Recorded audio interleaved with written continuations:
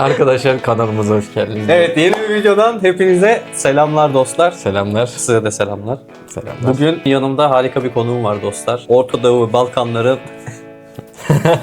konumlandırılamayan karides hobicisi ve aynı zamanda bir armatür üreticisi kendisi. Ve aynı zamanda setimin, evimin ilk hobici ziyareti. Aynen. Ya sen yapıyorsun ya normalde. Bu sefer ben yapıyorum arkadaşlar. Taner'e bugün hobi ziyareti yaptık. Evet, karşınızda Okan Usta var. Tanımayanlar için hocam kendinizden birazcık bahseder misiniz? Okan Usta ben. Okanus sayfasının sahibiyim. Daha önceki videolardan vesaire zaten Taner hep ismimi geçiriyordu. İşte bu Okan Usta'dan geldi. Okan Usta şunu yaptı, bunu yaptı vesaire. Geldi. Malzeme. Sonunda geldi. Evet, sonunda geldi. Uzun süredir işte Taner'le bilgi alışverişi, fikir alışverişi, muhabbetimiz, sohbetimiz oluyor. Onun haricinde yaptığım işler zaten biliyorsunuz az çok, yani karides hobicisiyim uzun yıllardır. Hobi tarafında tutkulu bir akvaristim diyebilirim. Bu sene itibariyle armatür üretimi tarafına geçtik. Daha öncesinde İthal olarak markamız vardı. Kendi markamız yine İthal'de ama Made in Turkey aşamasına bu sene geçtik. İlk siftahlardan biri de bizim akvaryumlara geldi. 1.40 boyunda özel üretim olan Grow ve Full Spectrum'u. Evet, Grow ve Full Spectrum bu çok özel bir aydınlatma oldu gerçekten. Taner'in bütün ihtiyaçlarını karşılayabileceğimiz şekilde özel üretim yaptık. Beklediğimize değdi abi o zaman. Ürün ortada, ürün güzel ama bir gelişim süreçlerine vesaire onlara Bir nevi bakacağız. ben de Argen olacağım senin. Evet, ikinci akvaryum bu olacak. Yani bende bir Ar-Ge geçmişi oldu. Ben başarılı buldum ama bu boyutta ve bu hacimde bir bakacağız. İşte 105 santimetreye kadar akvaryumlar için bu modeli çıkardım ben. Bu model bu arada low ve mid tech için, yani high tech için bir armatür değil. Kasa yapısı itibariyle ama sana özel. Yani bu, çünkü ilk plan aşamasında Taner'le biz bunu konuşuyorduk. Evet. İşte Taner söylemişti, üst kat şöyle olacak, böyle olacak. İç tasarımını bile çizmişti. Bana Tabii, gönderdi. kroki işte. atmıştım. Tabii. Öyle olunca da dedim sen beni bekleyemezsin. Şimdi high-tech modelle çıkaracağım. Hani altyapısı hazır ama bunun üzerinden dedim bir Tabii. mid-tech bir dizilim yapalım dedim sana. 1.40 boyunda normalde yapmıyor. Evet, Bu kesinlikle akvaryuma yapmıyor özel arkadaşlar. yapıldı yani. Atıyorum sizin böyle bir ihtiyacınız varsa bu ölçüde armatür yok. Yani evet. Yani, Special Edition gibi oldu. Sen gitmeden bunun üstüne bir imza atalım. Koleksiyonluk bir şey olur böyle. olabilir. Şeylerde araba şeylerinde var biliyorsun. Motorlarda genelde Aynen. imza olur. Bunun üstüne bir imza atalım. Olur, bunu atalım. Bu arada az önce şeyi fark ettim. Bu bayağıdır çalışıyor. Hiç ısınma vesaire de yok. Sen de bir dene istiyorsan hemen eline Bakayım koy. hemen. Hemen bir bak. Çünkü ben de yeni şey yaptım. Şu an sıfıra yakın. Çok başarılı. Yani oda sıcaklığı. Dışına vesaire bakmayın arkadaşlar. Bir ürün alırken kesinlikle işlevine bakın. Ben bunu arabanın böyle koltuğun yan tarafına çapraz yatırarak getirdim. Kutusu vesaire yoktu ortada. Öyle söyleyeyim. Bana gelmeyi bekledi ya. 2 ay ben de bekledim. Bu arada ben bu armatürü geçici olarak böyle koydum. Çelik telle asacağız. Hem videoda gözüksün hem arka planda aydınlık olsun diye bir yerini görelim diye koyduk bu arada. Akvaryumdan bir 10 santim yüksek olacak. Asacağız. Okan hocam bir de burası var boş. Orasını dolduracağımıza söz verdik. Gösterelim mi arkadaşlar? Evet. Şimdi gösterelim. Standart modellerimize geçelim arkadaşlar. Hem Şöyle- sen ürünü aç. Olur. Kutu Ben- açılışı yapalım. Ben hatta bu ürünlerle açılışı alakalı yapalım. detaylı inceleme, deneyim videosu paylaşacağım. Aynı zamanda bu harbiden bir Ar-Ge çalışması gibi bir şey olduğu Ben için yokken de... gömecek. Şu an gömemez arkadaşlar. Yok, ben sponsorlu ürünlerde övmece sövmece Hayır yapmıyorum. abi, övmece yapma bana. Kesinlikle gömmece. Yani sövmece yap. Ben çünkü ürün gelişme aşamasında. Ürünler Onu henüz diyecektim. bebek. Geri bildirimlerini sana yapacağım ki sen de buna göre zaten negatif şeylerini düzeltebilesin. Ben zaten satın alanları darlıyorum düzenli olarak. Ocak ya da Şubat ayında çıktı model. Web sitemizde var şu an sadece. Pazar yeri veya toptan kanalımız yok. Alanları darlıyorum. Yani memnun musun, değil misin, nasıl gelişme? Çok iyi bir şey. Kendim de bir yandan işte Ar-Ge akvaryumlarında kullanıyorum. CRI denen şey, yani ışık geri verim endeksini, onu görmek için transgenetik filtre besliyorum şu an. Karidesler için de ayrı bir seri çıkarmayı düşünüyorum. Çünkü Uzak Doğu'da çok yüksek CRI ile güzel bir şey kullanıyorlar. Onu da ilerleyen planlarımda var ama şu an full spektrum gayet yeterli. Yani o renkleri canlı görmek için gayet yeterli. Devam ediyor abi, ürünü yani çıkardık. Bakalım. Okan bu arada sadece armatür ve karides üzerine ilgilenmiyor. Özellikle Neocaridina ve Caridina Tiger grubu karideslerim var. Armatürlerim var. Bitkiler, moss çeşitleri ve diğer bitkili akvaryum ürünlerin de var aslında. Karides hobisinden başladı her şey. Yani karides hobisinden daha öncesi de var da Okeanos fikri böyle başladı. Hobinin bana göre en zor uç noktalarından birisi karides olduğu için karides ürünlerinin ulaşılabilir olmasını istedik. Yani mos mesela eskiden çok pahalıydı. Yavruluk, bu arada yavruluklarımız Yavruluklar, çok moslar. güzeldir. Onları da unuttum getirmeyi. Onu da Şu an ihtiyacım yok Allah'tan sonraki da. kargoda Aynen. şey yapıyoruz. Özel tasarım ürünler yapıyoruz. Yani karides ağırlıklı akvaryumlar olmak üzere özel tasarım ürünler yapıyoruz. Siz de bu ürünleri görmek, incelemek ve almak isterseniz de ben videonun altına Okeanos firmasının internet sitesini ve Instagram sayfalarını koyuyor olacağım. Ürünleri inceleyip satın alma işlemleri yapabilirsiniz. Evet, showroom'umuz da İstanbul'da bu arada. Ziyaretçi kabulüne açık değiliz ama yakın bir zamanda onu da İnşallah. hayata geçireceğiz inşallah. İnşallah olur da öyle bir açılış gibi bir şey aksiyon olursa kesin geliriz. Tabii kurdele yani Duyururuz zaten. ucundan tutman gerekiyor kesinlikle. Kesmiyor derim ben. Yapacak bir şey yok artık. Açmadan önce şunu söyleyelim. Evet. Söylüyorum. Buyur. Artık Okeanos firması, Okeanos'ta benim görmüş olduğunuz bütün akvaryumlarımda kullanacağım armatürlerin sponsoru oldu hocam. Evet. Bu da benim ilk büyük sponsorluğum. Üretici firma olarak ilk sponsorluğum. Aquamentis kanalı bana emanet. Aydınlatma tarafında bana emanet diyebiliriz.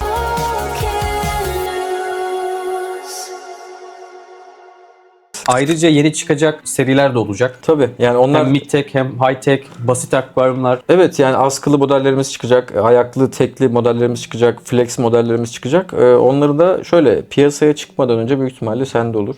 Yani ilk burada çıkar izlersiniz arkadaşlar. İlk burada. Ondan sonra biz piyasaya çıkarız. Yani buranın bir onayını alacağız artık. Böyle bir sponsorluğa da layık görünmek beni çok mutlu etti açıkçası. Çünkü hiçbir firma yerli ya da yabancı bir YouTube kanalına, bir hobiciye gelip de ben senin bütün akvaryumlarına armatür sponsoruyum demedi bugüne kadar. Ben bilmiyorum. Tabii ki bir ürün gönderilip ürünü incele, bize geri bildirim yap ya da hobicilere, alıcılara bir tanıtım videoları oluyor tabii ki. Birçok kanal var ama bütün akvaryumlarını ben koruyorum. Al işte ne bileyim yenisi çıktıkça ben onu değiştiririm diyen ben hiç duymadım. Bu da aslında ne kadar bonkör ve iyi niyetli olduğunu gösteriyor. Ben layık olduğumu hissettirmekte beni çok keyifli ve gururlu hissettirdi. Teşekkür hocam. ederim yani. Eyvallah hocam. Tabii ki bütün iyi niyetler karşılıklı. Okeanos daha tabii yerli üretim olarak yeni bir bebek ama bütün akvaryumların aydınlatma ihtiyaçlarını karşılar diye düşünüyorum. Blackwater kurduğunda o ilgili model karşılar. Bitki ağırlıklı kurduğunda Grove karşılar. İşte görsel olarak güzel bir jungle style kurduğunda mesela full spectrum karşılar. Biz bu yola onun için çıktık yani. Akvaryum hobicilerinin farklı klasmanlarda aydınlatma ihtiyaçlarını gidermek için çıktık. Ve aynı zamanda bu ürünler de gerçekten piyasanın altında fiyatlarda. Şu an lansman fiyatlarımız evet. Fiyatlar yani gerçekten uygun. Ben uygun yalan söyleme. tutuyorum. Beni biliyorsunuz bak. Daha önce incelediğimiz ürünleri de biliyorsunuz. Hani diyorsunuz ya ona para veremem ya da ben öğrenciyim diyor haklı olarak. Evet. O kadar veremem diyor. Fiyat performans konusunda biraz daha fiyata takılıyorsanız bu ürünler hem sizin işinizi görebilecek ürünler hem de Evet. fiyatları uygun. Hatta ucuz fiyatlar mı diyeyim. karşılaştırdığımız klasmana bağlı. Şöyle ayıralım. Low, mid, high tech diyelim. High tech şu anlık dışarıda bırakalım. Onu belki sonraki videoda bahsederiz. İlerleyen zamanlarda bahsederiz. Low tech tarafında mid tech ve üzeri performans verip low tech fiyatında olan piyasadaki şu an armatür modelleri var. Model seçildiği zaman, model uzunluğu seçildiği zaman direkt fiyat geliyor ve kargo dahil, her şey dahil, vergisi vesaire her şey dahil. Aynen. Belki ilerleyen dönemlerde yeni seriler olursa bizim takipçilere indirim güzellik Yaparız ya. Ayrı bir kod veririz. Arkadaşlar. mesela. O bizde. Onda sıkıntı yok. Şu an lansman fiyatları dediği için çok zorlamıyorum. Ya Okeanos biraz da şeyden çıktı. Ben ihtiyacım olan ürünleri yıllarca temin edemedim. Karides besliyorduk. Aktif toprak temin edemiyorduk. Aydınlatma noktasında çok güzel aydınlatma firmaları var. Çok değerli aydınlatma firmaları var dünya çapında. Ama içinde bulunduğumuz durumda gerçekten güzel, kaliteli, uzun ömürlü bir ürün almak hobinin bütçesini zorluyor. Filtre, aydınlatma biliyorsun. Hani bir akvaryum 3 tane. Olmazsa olmaz. Olmazsa olmaz kesinlikle. Onun için bu tarafına dahil oldum. Belki ileride farklı projelerimiz de var ama burada Taner'e iki farklı modelden 60 santimetrelik. Burada da şey var. Bizim kalite kontrol bandımız var arkadaşlar. Yani şu kapandıysa ben haricinde ikinci, üçüncü kişiler tarafından kontrol edilerek paketlenmiştir demek oluyor. Kutudan ne çıkıyor? Aydınlatmamız çıkıyor. Yani armatürümüz çıkıyor. Şu şekilde. Armatürümüzün kendisi. Kaan abinin yaptığı şeyden de yapalım. Yapalım şöyle. Aynen.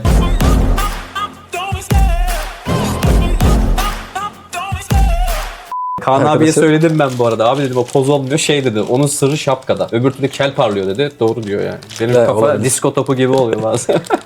Bluetooth hub'ımız var. Bluetooth uygulamasına bağlanmak için, telefonla bağlanmak için kontrolörümüz.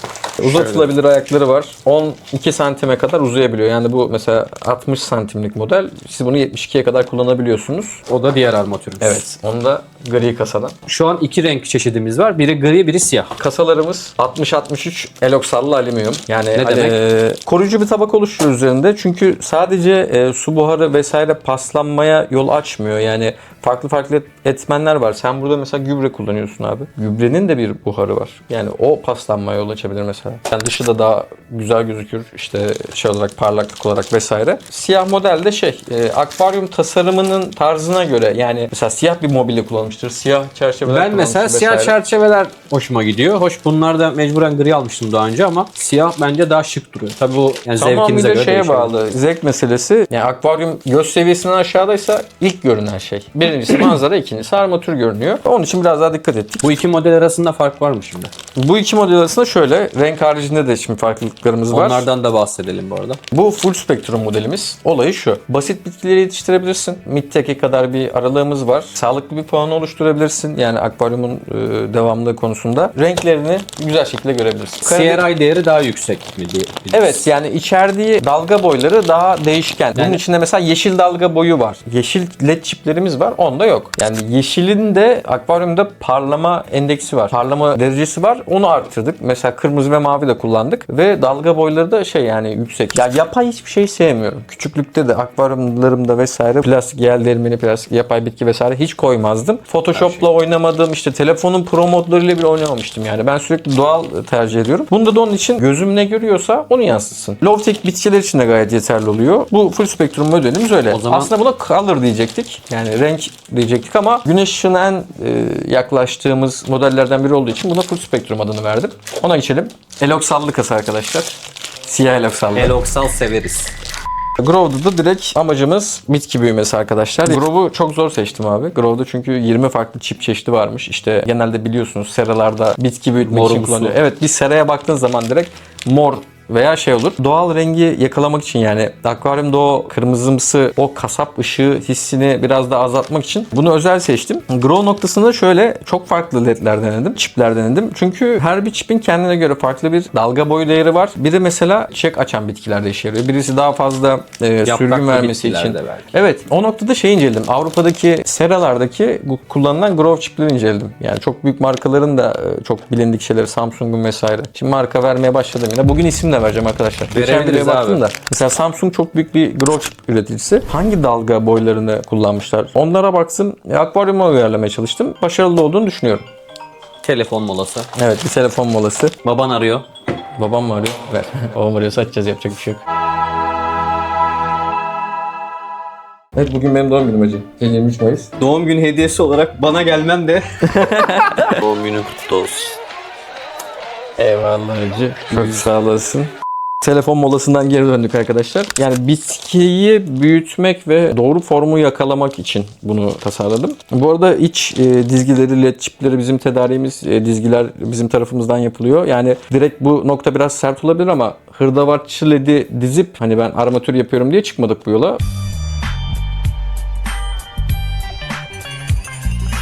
Bunun arkasında çok büyük bir Ar-Ge geçmişi, araştırma geçmişi. Biraz benim takıntılarım var. Yani ben biraz takıntılı bir adam bir noktada. Karides hobicisi olmamızdan belli arkadaşlar. Yani Ben de öyleyim. Mükemmel olmuyorsa ben bunu... Mükemmele en yakın olmalı. Evet, mükemmel bir ürün sunmaya çalıştım. Akvaryumlarımda denedim. Gerçekten içime sindi. Bunların arasında böyle dehşet bir fiyat farkı var mı? Çok fazla bir fiyat farkı yok. O zaman çok iyi. Hani 100-200 TL oynar. O da grow chiplerin pahalılığı nedeniyle arkadaşlar, grow chip üretimi gerçekten zor. Genel kültür bilgisi vereyim. Mavi çip en son yapılan çiptir. Mavi led. Belgeselleri çok Evet, popüler evet. oldu onun. Grow da o noktada öyle. Çünkü grow pembe ya da mor göründen bakmayın. Beyaz olan grow'lar da var. Grow güneşin bütün yaydığı o şeyi içeriyor. Aslında elektrik mühendisi değilim ben. Makine mühendisiyim. Mühendislik disiplini ve titizliğimle yapmış olduğum bir ürün. Öyle söyleyeyim. Ürünün arkasındaki ekip çok gerçekten işini iyi yapan başarılı bir ekip. Onlar da titizler bu konuda. Onlarca denemeden sonra ortaya çıkan ürün bu. Ve daha bu ilk modelimiz. Yani bu daha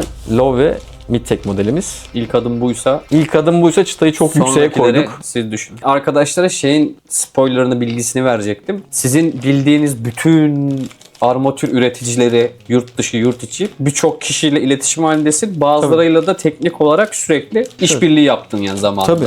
Onlar hakkında bir şey söylemiyorum marka olarak. Ben direkt söyleyeyim. Çok büyük bir dünya çapında bir üreticiyle biz ortak olarak çalışıyorduk. Benim markamla bu arada web sitemde vesaire olması lazım ya da Instagram'da olması lazım. SR serisi, SR 616 ve 18 serisi Okeanus'un ilk ithal armatürleriydi. Çok büyük bir üreticinin mesela OEM üretimi. Yani kendisine kendi markası üretiyordu. Bize de Okeanus markasıyla Bu üretiyordu. modeller bu arada ondan bahsetmedik. Armatürün ismi Evo V2, versiyon 2, Evo'nun versiyon 2. Versiyon 1'i hiç sormayın arkadaşlar. Hırdavatçı LED'i. 5630 SMD LED. Onlar da bu arada işe yarıyor ama arkasına bir marka değeri koyulabilecek ürünler değil. Şu an herkese O zaman da açıkça söylüyordum. söylemen çok güzel bir şey. Şöyle Bizde yalan, hile burada yok abi. abi aydınlatsın yeter. Kum koyayım, taş koyayım, Japon koydum 3 tane. Aydınlatsın yeter. Oraya hitap ettiğimiz için o Evo V1'di. V1'in artık üretimini yapmıyoruz bu arada. Her şey dışarıya bağlıydı. LED barlar geliyordu, ayrı ayrı şey yapılıyordu. Bunda biraz daha Made in Turkey yapmaya çalıştık. Ayrı olarak bunda C belgesi aldık. Üzerinde gördüğümüz C işaretinin arkası boş bir şey değil. Made in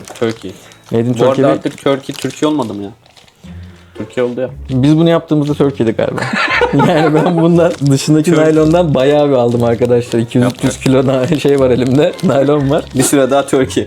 Aynen bir süre daha Türkiye olarak geçecek. Bu C işareti de dediğim gibi yani arkası dolu. Ürünlerin testleri yapıldı. Bütün kullanılan komponentlerin işte C ve ROHS belgeleri var. Karıcığım. Şu sade. Şöyle. Siz sade mi içiyorsunuz? Sade içiyorum. Tamam. Karıcığım da eski kalitecilerden. Eski bir veritasçılardan. Ellerine sağlık karıcığım. Küçük bir kahve molası. Evet güzel oldu. Teşekkür ederiz. Bu arada peçetelerimizi de göstereyim yani. Şöyle. Kırılmış boğazım, bekliyorlar yol altında onlar. Bir gün beni sorarlarsa sus. İçine sindi mi şu ürün gerçek? içmesindi. Yani ben imzamı atacağım zaten. Yıllarca da kullanabilirsin. Sen ayrıca bu ürünlere 2 yıl garanti veriyorsun. Ben bu ürünlere şöyle söyleyeyim. Okeanus yani firmamız ayakta olduğu sürece ömür boyu garantide verebilirim.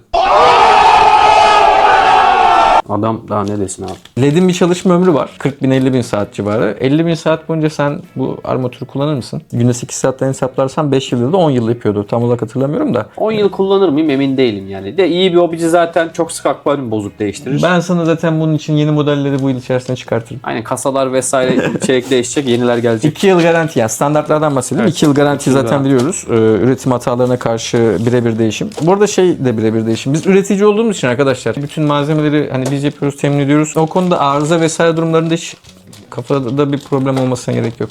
Tamam bu Yani güveni bütün her vermen şey- yeter zaten. Bütün her şeyin tedariği biz de stokta çalışıyoruz. Üreticiyiz. Diğer videoda bahsetmiştim. Ben bunu eşim tasarımını ve görselini sevdiği için bunu Blackwater. Blackwater olacak evet. Blackwater'da full spektrumu kullanacağım. Hem Ne renkler, besleyeceğiz? cücecik ledlerden düşünüyorum. Apisto, Apisto. Ramirez tarzı ya da ne bileyim belki Kongo tetra bile olabilir. Aslında Kongo'ları buraya düşünüyordum da. Yani bir biyotop yakışır ya sana. Biyotop o sevmiyor.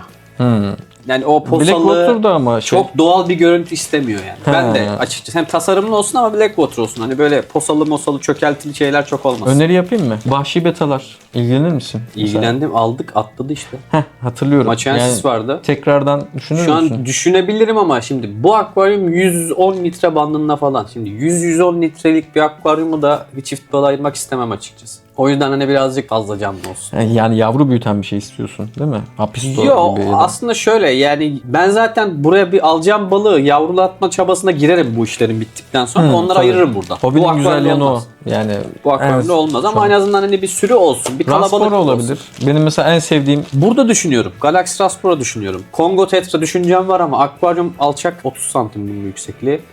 Emin değilim. Barb türleri olabilir. Yani henüz hiç karar vermedim. ben de olsa Çanla şöyle bile yaparım. düşündüm de bak şunda. Üstünü kapatma falan filan uğraşamam Evet, yani. çana uğraştırır ama çok keyiflidir. Evet yani en o azından noktada. gidip bir avranti falan olmasa da bir cüce çanlalardan düşündüm bir ara. Çift alayım diye. Sonra üstünü kapatmak istemiyorum akvaryumdan. O yüzden bakacağız. Tasarım olacak hepsi ama yani. Tasarımların az çok taslaklarından hatırlıyorum. Island style yani böyle Soldan jungle style. aşağı. Evet öyle bir Island, Jungle Island.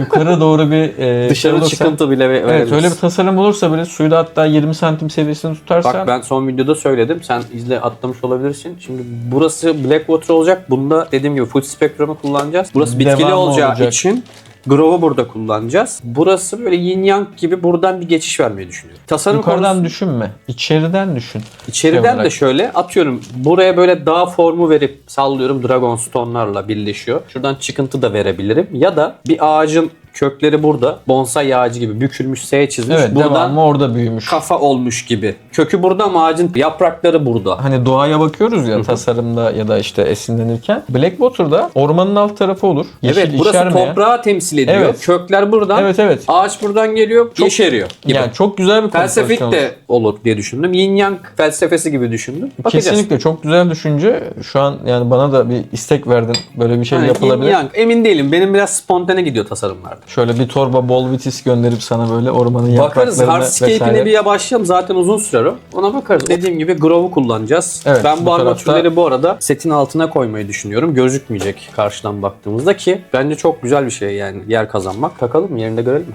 Görelim. Kendi ürünümün paket açılışını yapıyorum. Bak şu olay her YouTube kanalında olmaz. Bulamazsın yani. Evet, gerçekten bulamazsınız. Kendi kanalımda bile yok bu arada yani kuru yani açılış Türkiye'de videosu, ilk ve tek. kurulum videosu vesaire. Bu arada ürünler difüzörlü. Difüzör ne diye soran olursa onlardan da bahsedebilirsin bu arada. Difüzör öndeki ışığı homojen bir şekilde yaymak ve kırmak için kullandığımız bir ön taraftaki bu akrilik malzeme. Açamadım mı? Sağlam yaparız. Makas kesmedi. Makas kesmedi. Makas kesmedi. Hocam bu kadar ürüne de keser ya. Bluetooth'tan bağlanıyoruz. Wireless'e gerek yok değil mi? Yok. Ha, Direkt Bluetooth. tamam. Uygulamasını üzerindeki QR kodu okutarak indiriyoruz. Direkt zaten orada model olarak yani şunun kimliği olarak çıkıyor. Telefonumdan ilerleyelim. Bana da içerik bırak. Ben daha ürün inceleyeceğim ya. Tamam canım onu. Ürün inceleme videosu yapacağız ya. Dur. Burada yalnız o kablolu bu kablosu fark ettiysen.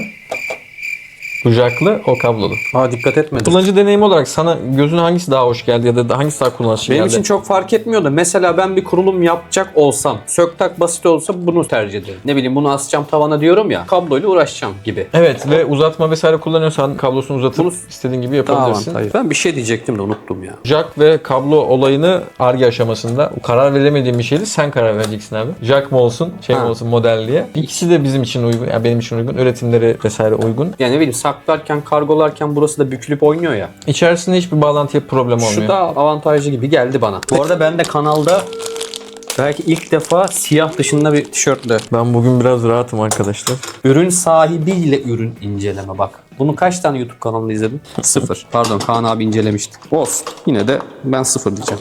İçeriye su ve nem girmemesi için 0'a 0 tolerans olarak yaptım. Yani çok bir boşluk şeyimiz yok. Bir kere girdikten sonra problem yok arkadaşlar. Burayı keseceğini kesinlikle biliyorum. Şimdi ben bunu taktım. Şöyle koydum. Yukarısı ısındı mı bir baksana. Bakacağım. Şöyle verdik. Bununla övüneceğim. Bununla sürekli övüneceğim. Çok iyi canım. %100 güçte. Uygulama vesaire videosunu sana bırakıyorum Tamam, abi. ürünün çok detayına girmeyeceğiz. Onu ilerleyen aşamada İç tarafı. Şimdi patlat abi, çalıştır. Buradan isim veriyorsun. Aradaki zaten ton farkını görüyorsunuz. Şöyle yapalım mı? Şu ürünleri zaten bunlar bizim sponsorumuz. Sıkıntı yok. Olur. Renkleri kıyaslamak için şöyle. Belki videoda birazcık şey olur. Hani bu ürünleri dolu bir akvaryumda görmek lazım ama baktığın zaman şey anlıyorsun canım. Renk farkı var. Hani bu birazcık daha gün ışığına yakın sarımtırak rengi. Arka fona baktığın zaman bu daha beyaz. Sarı olan o diskusun üzerindeki o sarıyı o canlılıkta bu tarafta göremeyebilirsiniz. Bu biraz daha işlevsel yani sağ tarafta grow var arkadaşlar, sol tarafta full spektrum var. Ve biz bu ürünleri ilerleyen dönemlerde tavana asacağımız için ışık daha çok yayılacak. Şu an mesela hani arkada gölge kalıyor gibi düşünmemek lazım. Ön arkaya gelmiyor gibi düşünmemek lazım. Şu an olarak- ikisi de tam güçlü değil mi? Full'de. Şu an ikisi de full'de. 0-100 arası ayarlayabiliyorsunuz parlaklığı. Ve bu parlaklığı sabit tutabiliyorsunuz. Yani her açıldığında örnek veriyorum %56 parlaklıkta senin bitkilerin çok iyi gelişiyordur ya da akvaryumun uygundur. Her açıldığında o parlaklıkta başlıyor. Ben %100'cüyüm abi. Abi %100 şey biraz ya. Abartı değil mi ya? Hiç ne bileyim. Açıkçası şey denemedim ben hiç. Yani %50'de başlayayım kademeli arttırayım gözlemim yok. %100 de memnun kaldım. Bir problem yaşamadım. Yasla gitsin oldu. Güneş pat diye böyle tepemize şey yapmıyor ama dik bir şekilde gelmiyor abi. Bir doğanın bir şeyi var, döngüsü ya var. bilmiyorum. Ama bu ürünlerde denerim. Senin tavsiyen ne? Mesela sen dersen ki ya bitkili akvaryum şu bitkili olacak. Kur. %60 ile başla devam et dersen onu bir simüle ederim yani. Evet, onu gözlemleyerek geliştirirsin zaten. Orada Her- sen devreye gireceksin. Yani üsttekiyle şunda senden fikir alacağım. Ya %100 yapsan da problem olmaz. Seviyorsan git %100 yap abi. Yukarısı arkadaşlar farklı. İstersek oraya da Bluetooth kontrolörü bağlayıp telefondan kontrol edebiliyoruz. Biz bu ürünü örnek göstermek için kumandalı istedik. Evet, kumandalı olarak Taner şey yaptı. Evo V2 iki ayrı şey aslında. Uzaktan kumandalı ve Bluetooth'lu olarak alabiliyorsunuz. Yani iki farklı seçeneğimiz var. Mesela Bluetooth seçtin, bu sefer de iki farklı kasa rengi seçeneğimiz var. Onun altına indiğiniz zaman da uzunluk seçenekleri var. Yani çok fazla seçenek sunmuşuz aslında. Mod.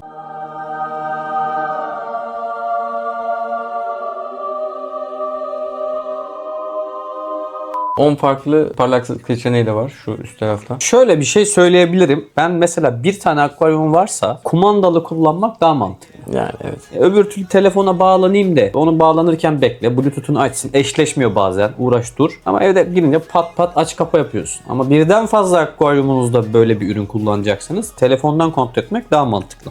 Evet yani Öbür türlü çünkü kumandalar da karışacak. kumandalar universal olduğu için, aynı kanal şeyine sahip olduğu için birbirine karışabiliyor. Şu anda ikinci bir kumandayı koyarsan mesela ikisini aynı anda tek bir kumandayla Bir adam öyle bir şey de kontrol edersin. isteyebilir bu arada. 3 seti vardır. Tabii Tek ki. kumandayla hepsini aç kapa da yapayım diyebilir. Tabii onu da yani iyi yanı diyeyim. Onu sağlıyor direkt. Hatta set akvaryumlarında aynı anda kontrol edilecekse ben direkt bunu öneriyorum. Hani hepsinin dimini vesaire aynı anda yapılabiliyor. Orada sizin biraz daha nasıl bir kullanım alışkanlığı istediğinize bağlı. Ben mesela telefondan çok fazla oynamayı sevmiyorum ben. Telefondan gün doğumu simülasyonu ayarlıyorsun. Gün simülasyonu. Tabii onu bir kere ayarlıyorsun, bitti. Aynen. Yani Öbür hiç türlü şey yapmıyorsun. eve geliyorum ya canlara bir yem vereceğim. Bir gözlemleyeceğim ne durumlar diye manuel moda al. Uğraş dur falan filan. Arkadaşlar Bluetooth'ta bunların hepsiyle uğraşıyorsunuz.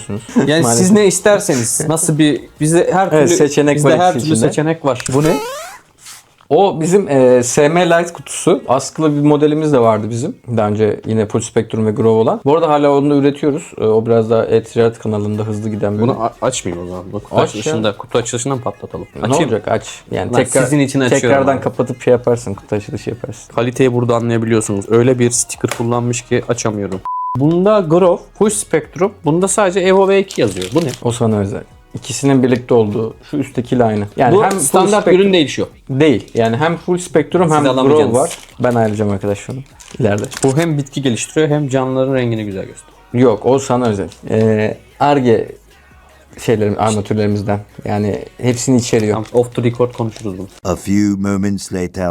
Abi standart ürünün 1,5 katı gücünde bu. Bitki de geliştirebilirim. Tabii, tabii. Aynı zamanda İstediğiniz- canlıların renginde patlar. CRI değeri yüksek ve lümen değeri yüksek. Aynen. Doğru mu? Aynen öyle. Bu arada ben bu ürünlerin hepsine baktığın zaman şu ikisi aynı dedim. Evet, o ikisi aynı. Şu an elimde bununla birlikte 3 farklı ürün var aslında. Evet, 3 farklı. Ben ürün bu var. akvaryumları doldurduktan sonra yani kurulumlar yapıldıktan sonra bunların hepsini ayrı ayrı ekran görüntüsü alıp renk skalasında göstermiş olacağım. Siz de fikir sahibi olursunuz zaten. Teşekkür ediyorum ya bunlar için valla. Yine aynı şey içerisi, kutu içeri. Aynen, kutu içeri aynı bu arada. O yüzden çok şey yapmadım. Şöyle göstermiyor bak. Şöyle göstereyim. Armatürümüzün kendisi, ayakları, Bluetooth kontrolcüsü ve adaptörümüz. Adaptör de bayağı büyük, yani güven veriyor. Çünkü bazı ürünlerde adaptör dehşet ısınıyordu. Ya ısınma sorunu çözdüm diye düşünüyorum ben. Abi yukarıdaki 0. Bunlarda biraz olabilir ama. Ama sıcak değil ki. Bunda yok mesela. Bak bunda birazcık daha öbürüne göre. Onu daha önce açmış ya da daha fazla oynamış olabiliriz. Burada yumurta şu an biraz pişer. Bu sıcak. Sen bizi kimlerle kıyaslıyorsun İbrahim? Onlar İstanbul'u fethetmişti. Şunu da gönül rahatlığıyla söyleyebilirim. Biz samimi bir kanalız ya. Ben bunu sürekli tekrarlıyorum ama bizim kanaldaki kemik kitle de bu samimiyeti sevdiği için aslında bu kanalı takip ediyor. Bazı arkadaşlar sağ olsunlar çok güzel olumlu geri bildirimler yapıyorlar. Abi seni izlerken eğleniyoruz da ama sen arada bilgi de veriyorsun diyor. Benim amacım en başından beri buydu yani kanalı açarken. Evet. Bilgi kanalları çok var ama ben bir ekran görüntüsü ya da yapay zeka olsun bir görseli slide gibi geçip arkadan seslendirme yapmayı hiç düşünmedim. Sürekli böyle goy goy da bir katma değeri yok. Eğlendirirken bilgi vermeyi, bir katma değer sağlamayı amaçladım. Yani en başından bir amacım buydu. Bunu yerine getirdiğimi arkadaşlardan geri bildirimlerle alıyorum. O konuda çok güzel ortak nokta yakaladık. Sosyal medyanın ve yeni kuşağın, Z ve alfa kuşağının geldiği noktada dikkat toplamak çok zor bir nokta. Evet. Özellikle bunu TikTok'ta görebiliyorsunuz. 7 saniye ya da 4 saniye. İlgiyi çektin, çekemedin. O noktada mesela senin şeyin çok güzel. Hani video akışı, aksiyonu akıyor, gidiyor. Ya Yani insanları şuraya çok göster- sıkmaman lazım. Kesinlikle. Çok da laçkalaşmaman da lazım. Ki ben bazen laçkalaştığımı da düşünüyorum ama tarzım bu. Yapacak bir şey yok. Ben burada başka bir şeye bağlayacaktım, unuttum. Neye bağlayacaktın?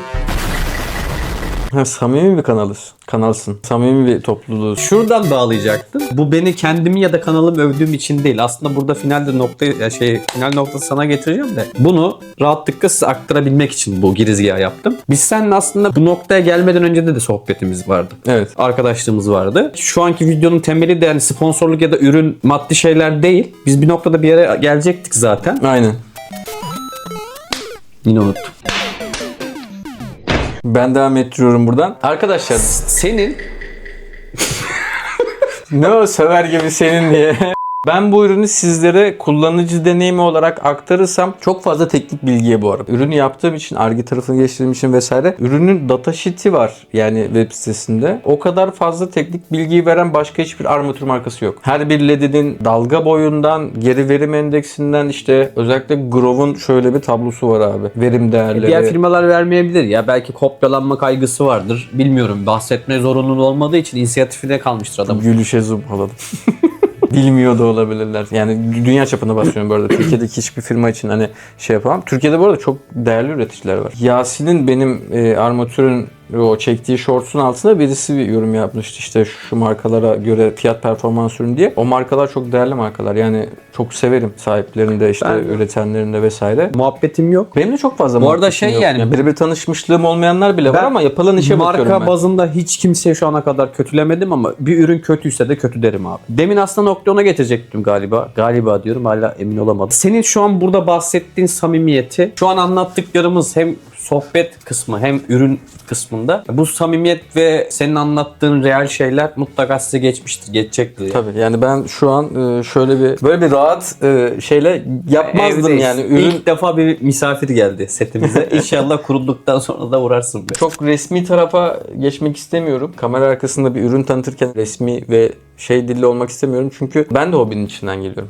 Ki hala hobicisin aslında. Hala hobiciyim. Hatta ben bu videoyu çekerken Okan'la videonun başında konuştum ya, biz dedim ne diye bu videoyu çekeceğiz? Hani Evet. hobici ziyareti mi yapacağız? Bir Sponsorluk videosu mu kategorimiz olacak? yok. Kategori Yoksa yok hani şu an. ürün incelemesi mi? Aslında hepsi bir oldu. Ya güzel oldu bence. Bence de güzel oldu. Bundan sonra inşallah daha sık görüşürüz. Gelişimleri özellikle takip edeceğim. Detaycı ve mükemmeliyetçi olduğum için sürekli ürünümü geliştirmek istiyorum. Biraz daha bekleyeyim, iyisini alayım değil. Bu modeli en mükemmel hale getirdim şu anda bu satışta. Bu modeli artık burada Ya bırakıyoruz. gönül rahatlığıyla satabilirim. Alan da gönül rahatlığı Aynen alabilir. öyle, aynen Bundan öyle. sonra çıkartacağım ürün daha üst seviye bir şey olacak. Aynen Üstüne öyle. bir şey koyacaksın ama Sürekli yukarıya gideceğiz. Şu an sokaklarda dolaşan arabaların çoğunun tasarımları belki 5-6 sene öncesinden tasarım Hazırdır yani. biriminde hazır oluyor. Şu anda da bende de öyle. Yani 2-3 sene sonra çıkaracağım modellerin de tasarım olarak genel hatlarıyla hazır ama tecrübe isteyen bir süreç. Yani geri bildirim almam lazım, kendim kullanmam lazım, o şeyi görmem lazım. Her şey kağıt üzerinde birebir olmuyor. Ben onu tasarlarken tabii ki şu kadar işte CRI değeri verecek, şu kadar lümen olacak, şu kadar watt olacak vesaire. Direkt akvaryum üzerinde görülmesi gereken şeyler. Kafanızda şu soru işareti olmasın. Hani ben daha iyisini bekleyeyim, daha iyisini alayım ya da daha iyisi çıkacak. Benim aldığım eski model kaldı vesaire diye bir şey olmasın. Aldığınız model kendi içerisindeki, kendi model sürüm içerisindeki zaten bizim tarafımızdan yapılabilmiş en mükemmel sürüm oluyor. Onda bir soru işareti olmasın kafanızda. High-tech konusunda da işte zamanla geçmeyi düşünüyorum. Şu anda daha çok. Çünkü bizim karides ofis biraz beni daha şey. bekliyor high-tech için. Evet. Karbondioksit tüpümü alayım. High-tech yapacağız. Tüpü alırsan evet. Şuraya high-tech bir tane ederek- ben aslında düşündüm. Buraya kayıt dışı bırakabilirim bu arada. A few moments later. Buradaki kurulumlar için özellikle ben armatürleri bekliyordum ki artık geldi. Aşağıdan başlayarak ilerleyeceğiz. Buradakiler de bittikten sonra yine bir şey Yani. içerik üretmem lazım. Ondan sonra hani artık çıta yükselecek sürekli. Ben gidip de lepistesini ne zaman doğurur videosu çekmem artık bu videodan sonra. Ya da Japon sağma videosu. Betam öldü, neden öldü? Ya onlar da lazım aslında, biliyor musun? Ya var ama yani. Konudan konuya atlıyoruz ama gerçekten bilgilendirici bir video olsun diye ekleyeyim. Belki birinizin işine yarar. Bugün hatta bir genç arkadaşımız daha yazdı. Poyraz adı. Abi ben YouTube kanalı açacağım. Fikir verebilir misin diyor. Yani ben kimseye fikir vermiyorum da danışmak istediğin spesifik bir şey olsa söylüyorum ya. Ya elimden gelince herkese yardımcı oluyorum bu arada. Benim takip ettiğim Instagram sayfaları, YouTube kanalları bana bir katma değer veriyor ki ben takip ediyorum. Yüzlerce kanal ya da sayfa açılıyor, tamam mı? İzliyorum yani. Ya adam mesela 2 tane dal koymuş, onu çekmiş ya. Onun bana bir katma değeri yok. Ama sen bir videoda dersen ki ben bu dalı birleştirirken şu yapıştırıcıyı kullanıyorum, şundan sebep. Birleştirme noktasında toz serpiyorum, bundan sebep. Hani ben bu tarz şeylerden bahsediyorum ya. Bana bir şey katman lazım ki ben seni takip edeyim. Karides fotoğrafı paylaşıyor. Adamın bir tane scaping akvaryum var. Dutch akvaryum yapıp sürekli mor fotoğraf paylaşan arkadaşlar var.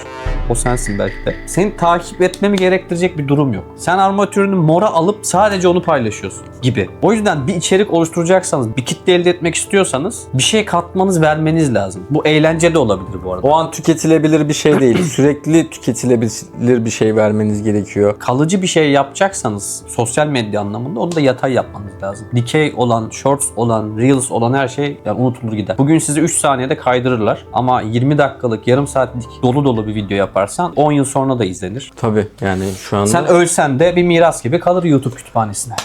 o nokta Ben var işte. öldüğüm zaman güzel videolar bıraktım diye düşünürüm açıkçası. Sürekli arz eden kaynaklar gerçekten bence yani nasıl söyleyeyim, sanal miras mı diyelim. Öyle sanal Güzel miras bir ifadesi ya var. bir boşluğu doldurman lazım ya. Evet, Şöyle illa bir heykeliniz olmasına gerek yok yani. Ogirium diye bir YouTube kanalı var. Arkadaşlar tanıştık yani çok fazla muhabbetimiz yok. Adam aquascaping üzerine bir kanal açtı. Ben onu takip aldım. Bir video attı da. Belki de 100 takipçisi vardı. O videoda bir şey kattı. Bir boşluk var, tamam mı YouTube'da bu arada. Ondan daldan dala atlıyorum ama. Aquascaping boşluğu var. Yani hardscape nasıl yapılır? Kullanacağım materyaller nedir gibi böyle bir niş. How to, hani nasıl yapılır how to tarafında olayı. boşluk var, evet. Bir boşluğu doldurman lazım. Daha çok boşluk var. Biz de işte böyle incelenmeyen ürünleri inceliyoruz. Yapılmayan kurulumları yapmaya çalışıyoruz. Neokardinayla, kardinayla, canlı doğuranlarla ilgili bahsedilmeyenlerden bahsetmeye çalışıyorum. Yoksa karidesim dişi mi erkek mi nasıl anlarım? Lepistesim nasıl doğurur? Beta nasıl yavrular? Telefonlar cayır cayır bu arada. Evet ya, bu saatte niye böyle oldu bilmiyorum. Çok uzattım. Bu konuya nereden geldik onu da bilmiyorum.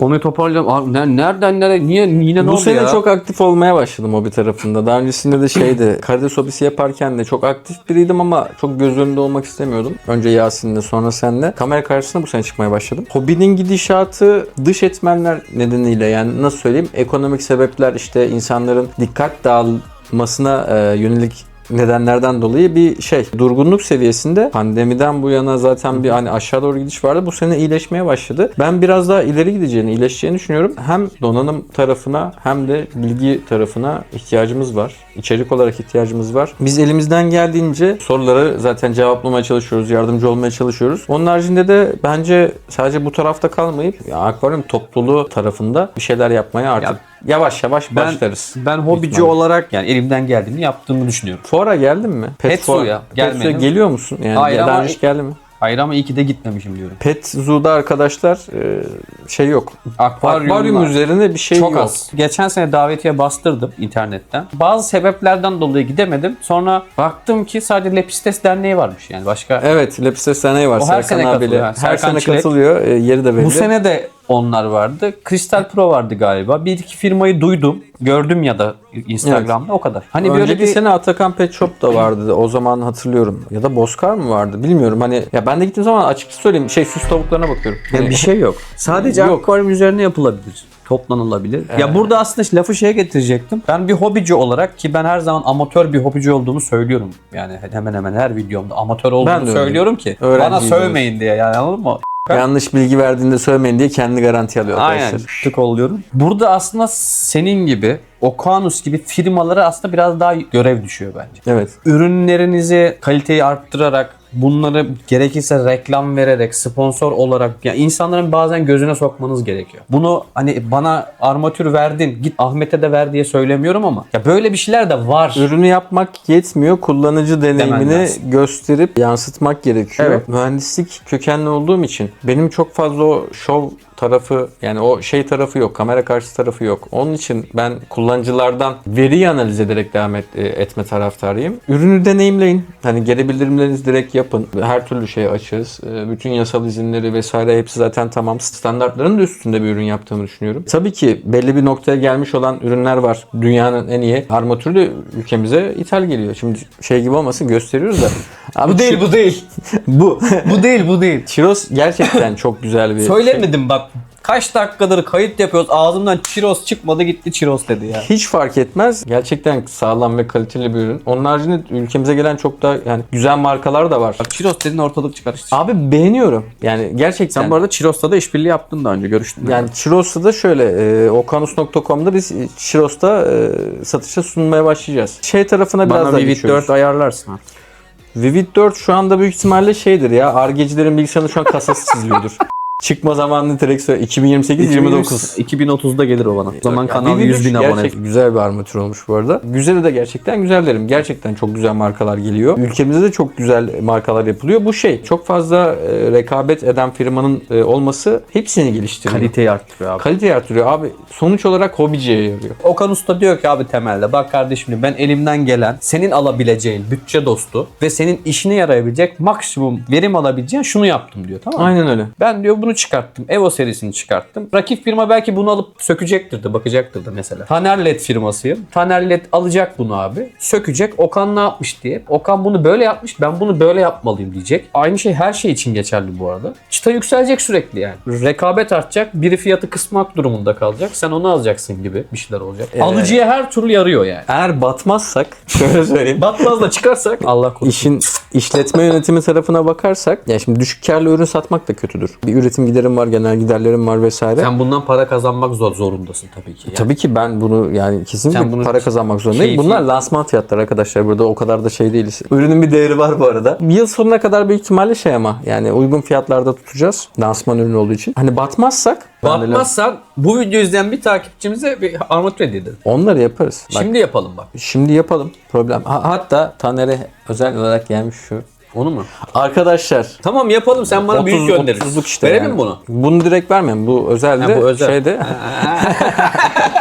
Tamam, şöyle bir şey yapalım mı? Sonra planlayalım. Şimdi yapalım. Hayır abi kesin yapalım. Bak kesin Şu an yapalım ya. okey. Adam videoyu bak, bir saatlik videoyu izlemiş. Yorumlara yazsın. Bir ay sonra çekiliş yapalım. Birine küçük bir armatür hediye edeceğiz. Ben onu şöyle düşünmüştüm aslında. Çekiliş tarafını yaparız. Sana kanalına özel bir kod veririz. Yani Kodun sözünü aldık, bu ayrı. videonun bu kısmına kadar sabredebilmiş arkadaşların Evet. kullanabileceği evet. bir şey yaparız. Ama ben şimdi- bugün sadece buraya şeye geldim. Yani 2-3 Vermeyeceksin senedir yani konuşuyoruz. armatürü bu videoda. Armatür arkadaşlar okanus.com'da takip Birine yapıyoruz. verelim ya, bir tane 30'luk armatür gönder. Tabii göndeririz. Tamam, Ona ne problem yazsın yok. yorumlara, biri bir şey yazsın, oradan çekiliş yapalım. Tamam, bu videonun altına doğayı evinize Okanus getirir sloganını yazan takipçiler arasında ben bir çekiliş yapacağım. O işler sende. Bu video bir Problem ay yok. yayınlandıktan bir ay sonra. Hangi gün yayınlarım bilmiyorum. Yayınlandıktan bir ay sonra çekiliş yapacağım. Bir takipçimize Evo 2 verelim ama full spektrum mu Grove mu olduğunu o kendisi seçebilir. tamam öyle yapalım. Kimseye de zorunluluk tanımamış olur. Senin karides muhabbete Aynen girip öyle ihtiyacın. yani.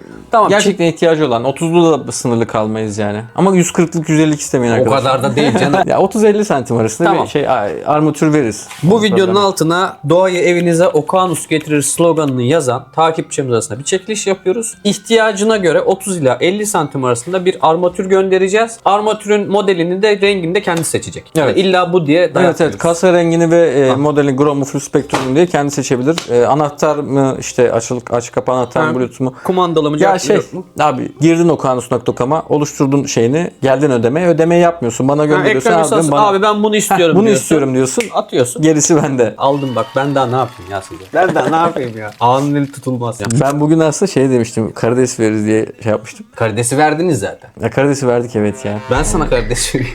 Nasıl sunucular? Ne diyorsun? Aydınlatman güzelmiş diyorum.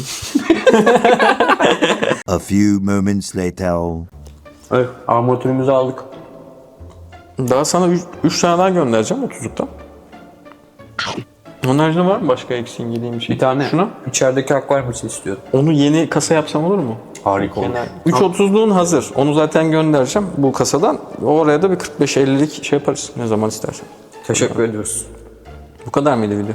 Doğum günüm lan bugün benim. Harbi adamın doğum günü ya, ne güzel oldu. Evet. Hiçbir şey vermedi arkadaşlar. Turuncu sakura bekliyorum mesela. Hiç yok. Ha, harbiden yokmuş. Saklamış bir saklama Yok lan kabında. yok. Bak burada var ya, toplasan 40 tane karides vardır. Daha yumurta yeni tuttular. Üresinler 1-2 ay sonra ben ilk sana göndereceğim, aklımda zaten. Bak benden çok karides soran var. Özellikle bu ara deli gibi Vladimir'i soruyorlar. Yok. Sarıları bayramdan sonra büyük bir kısmı gidecek. Turuncuları daha var ya. 3-4 ay daha var abi. Vladimir'i bu arada artık çalışmama kararı aldım. Ya Kanoko ve Red Onyx çalışıyorum şu anda. Sendeki bana göndersin. Vladimir'i mi?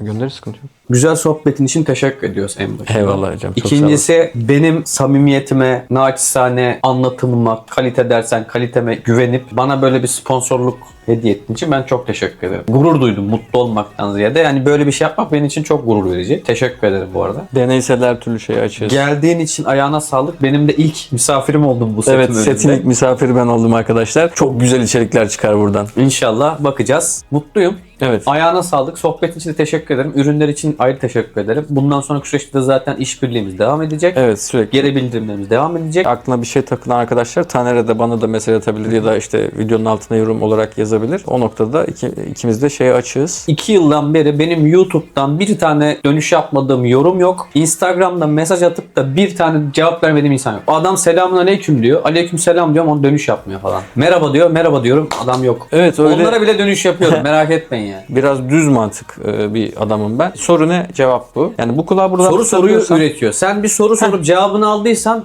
sürekli soru sorarsan adam sana ruh hali gereği ters bir cevap Yok. da verebilir. Ya da Ya- cevap vermek zorunda da değilsin bu arada. Ya zaten kimsenin sorusuna abi cevap vermek zorunda değil. Çünkü burada bir Konuyu videoyu yine kapatamadık. bunu söylemem lazım. Geçen videoda kafama takılan bir nokta var çünkü. Yani diyorum ya, ilk kez hani sosyal medyada şey yapıyorum. Psikolojik etmenleri vesaire geçiyorum abi. Ücretli bir danışmanlık almadın. Sadece soru soruyorsun. Selamünaleyküm, aleykümselam. Şu olur mu, bu olur mu? Bir soru sormuş. Ben demişim ki o şekilde olmaz. Ama bende bu şekilde oluyor. Ya abi sende o şekilde oluyorsa bana neden o zaman bu soruyu soruyorsun? Benden neyi duymak istiyorsun? O yüzden onaylanmak mı istiyorsun Ben mesela? gibi yapacaksın. Bak ben amatörüm. Olabilir. Bilmek. Taner diyor ki yaptım bilmek. diyor. Heh işte bak, o kadar mevzuyu uzattık. Bakır'a geldik. Bakır ayrı bir videonun konusu. Videoyu kapatalım artık. Kartın şeyi de olacak. Hocanın dediğini yap, yaptığını yapma mevzusu var. Arkadaşlar dinlediğiniz için çok teşekkürler. Umarım aydınlatıcı bir video olmuştur. Taner'le yüz yüze tanışmamıza, böyle bir videoyu çekmemize, bu ortamı görmeye, buna vesile olmasına çok sevindim. Ben de çok teşekkür ederim. Bundan Ayağına sonra sağlık. içeriklerinin devamını bekliyorum diyeyim artık. İnşallah Ben hocam. çünkü işin mutfak tarafında olacağım. Şöyle bir fotoğraf çekelim, dur ya. Doblo anahtarı teslim ediyor gibi. Çektik. Sen onu tut. Hah şöyle. Doğum günü hediyem. Videoyu buraya kadar izlediyseniz videoyu beğenmeyi ve henüz kanalıma abone değilseniz şu aşağıdaki abone ol butonuna basarak bizi destekleyebilirsiniz. Bir sonraki videoda görüşmek üzere. Hoşça kalın. Hoşçakalın arkadaşlar. We